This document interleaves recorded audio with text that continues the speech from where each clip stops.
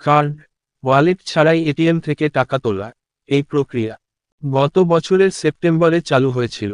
এতে আপনি ATM, debit card ছাড়াই এটিএম থেকে নগদ তুলতে পারবেন। এতে আপনাকে কিউআর কোড স্ক্যান করে টাকা তুলতে হবে। গত সপ্তাহে কেন্দ্রীয় reserve bank RBI governor Shaktikanta Das UPI unified payment interface সংক্রান্ত একটি বড় ঘোষণা করেছেন।